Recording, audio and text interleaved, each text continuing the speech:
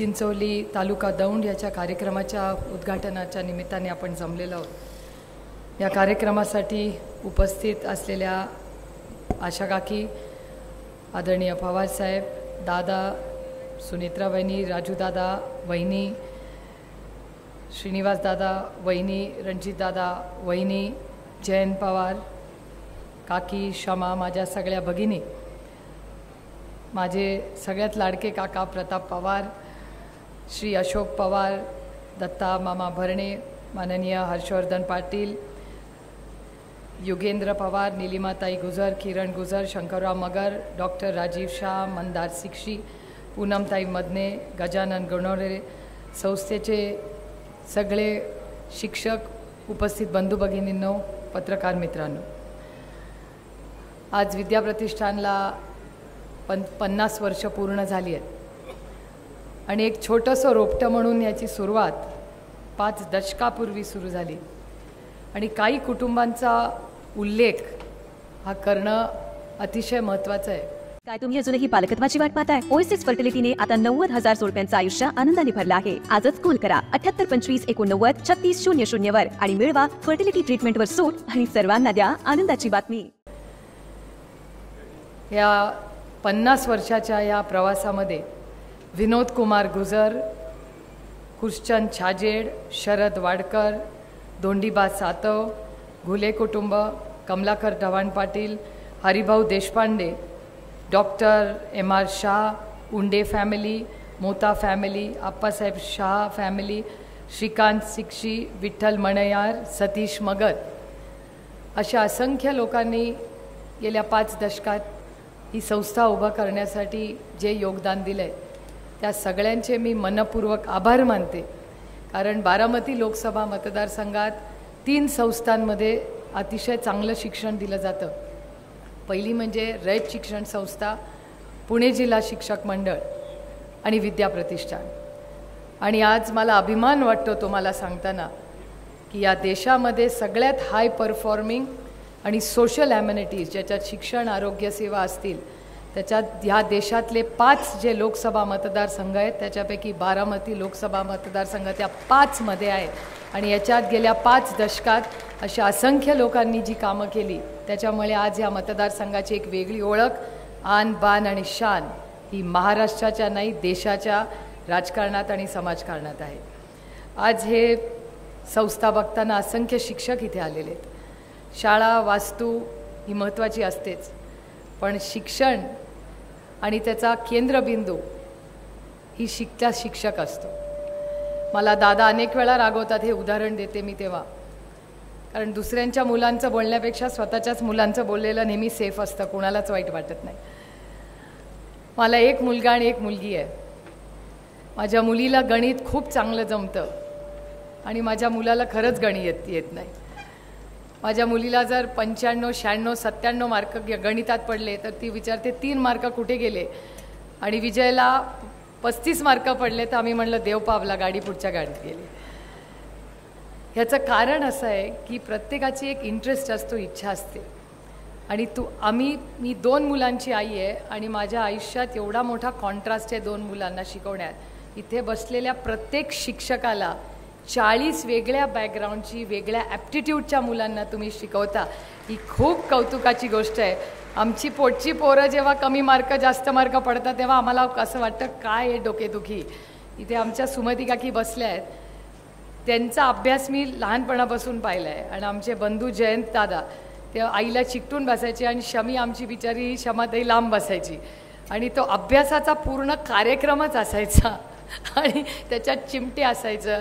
त्या काळामध्ये काही पोलीस स्टेशनला आईवडील जायचे नाहीत, रागवले आईवडील म्हणून, त्याच्यात पट्टी असायची आणि काकी पट्टी घेऊन अभ्यास करायच्या आणि मी आपलं लांबूनच बघायचे, कारण का मला हिंमतच व्हायची नाही, कारण का आपल्याला पट्टी मिळेल का चिमटा माहिती नाही।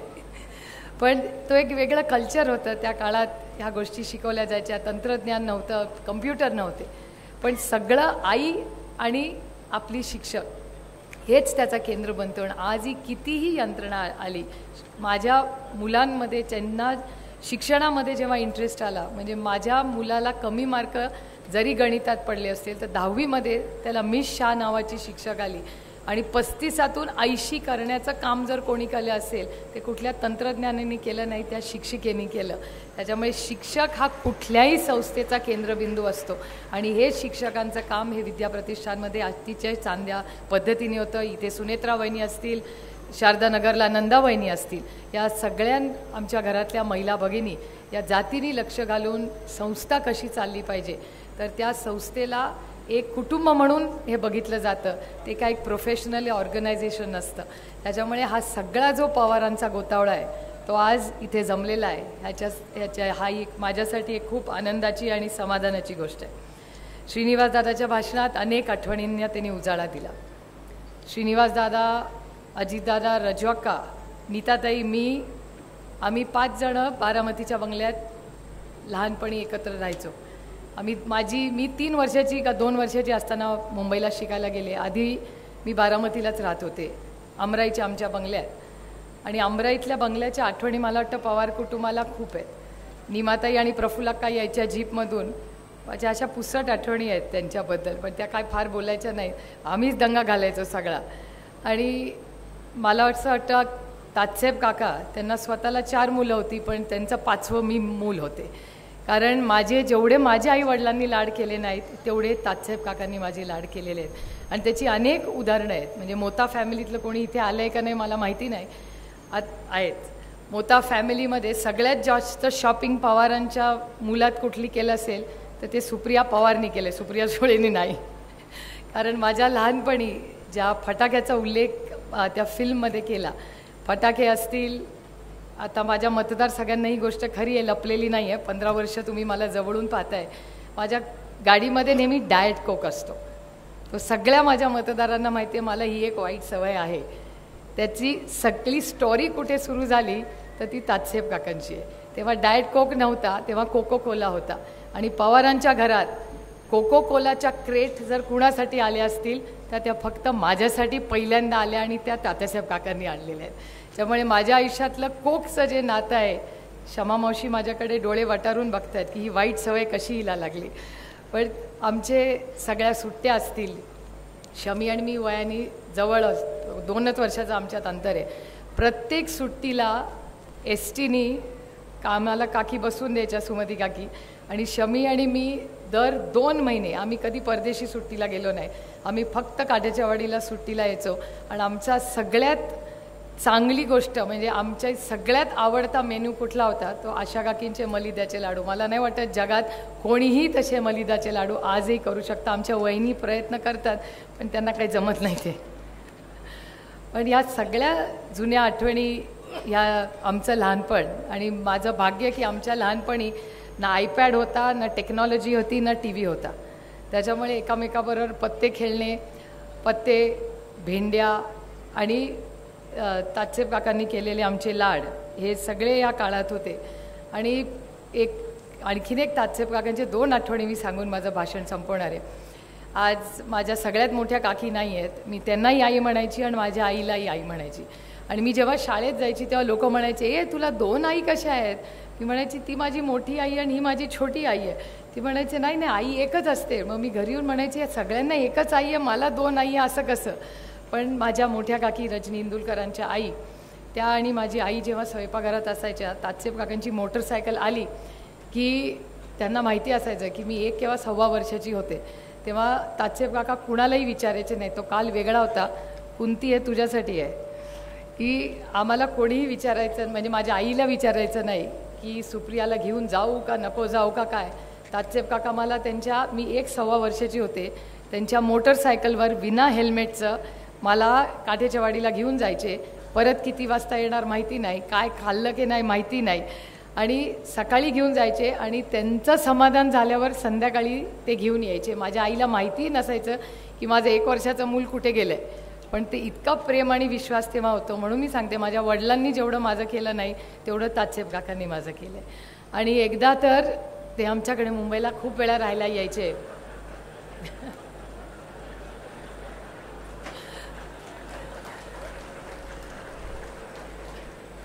आणि एकदा, आता ही गोष्ट माझ्या आईने सांगितलेली, विटनेस सगळे आहेत व्यासपीठावर, की तात्यासाहेब काका लंडनला जाणार होते आणि बाबा दिल्लीवर येणार होते. आणि तेव्हा काय पवारांकडे एवढ्या गाड्या ड्रायव्हर वगैरे काही नव्हतं. आमची आईच ड्रायव्हर होती आणि आईनी ड्रायव्हिंग करत मी तात्यासाहेब काका आणि आई एअरपोर्टला गेलो. आणि त्याच म्हणजे बाबा दिल्लीवरनं येणार आणि तात्यासाहेब काका लंडनला जाणार. त्याचं आम्ही जाऊन तिकडे गेलो. बाबा दिल्लीवरनं आले आणि तात्यासाहेब काका आम्हाला बाय म्हणून लंडनला चालले होते. आणि मी त्यांना मिठी मारली आणि म्हणलं आता असं करूया तात्यासाहेब काका तुम्ही जाऊ नका, तुम्ही बाबांनाच लंडनला पाठवा, तुम्ही इथेच राहा.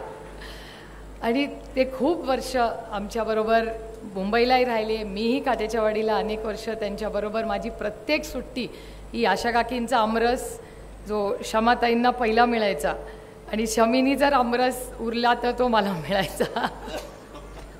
त्याच्यामुळे खूप आज खूप जुन्या आमच्या लहानपणाच्या सगळ्या ज्या आठवणी आहेत, खरं तर हे ऋणानं बंध आमच्या आधीच्या पिढीचे आहेत, ज्याच्यामुळे आज पवार कुटुंब आज जे काय आम्ही आहोत हे शारदाबाई पवार आणि गोविंदराव पवारांनी जो पाया घातला तो भक्कम जो आहे तोच आजही पाया तसाच भक्कम आहे.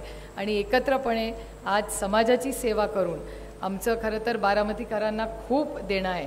कारण आमच्या कुटुंबाची काय ओळख होती, काटेच्या वाडीचं एक छोटंसं शेतकऱ्यांचं कुटुंब आणि ह्या कुटुंबाच्या माध्यमातून आज बारामतीमध्ये पवारांची ओळख आहेच, पण भारताच्या राजकारणात आणि समाजकारणात आज एक वेगळी ओळख झालेली आहे.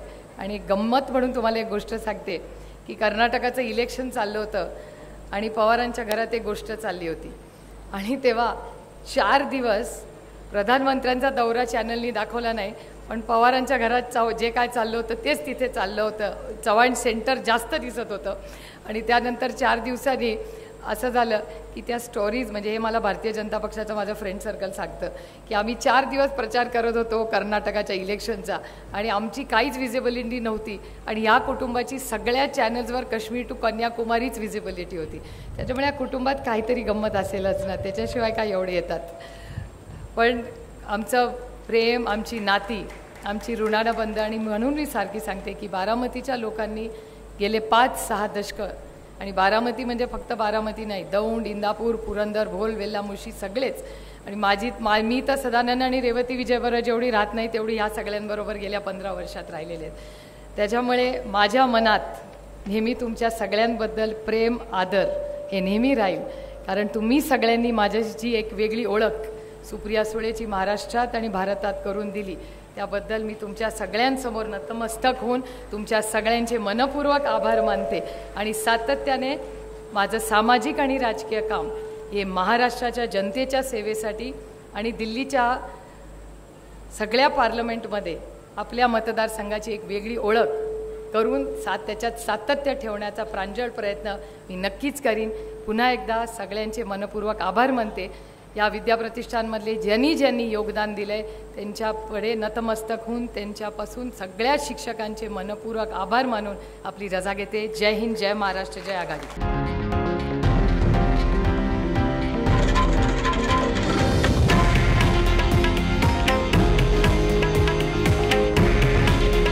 हे आहे देशातील नंबर 1 न्यूज नेटवर्क आणि आपण पाहत आहात TV9 मराठी. काळजी तुमची, हित महाराष्ट्राचं.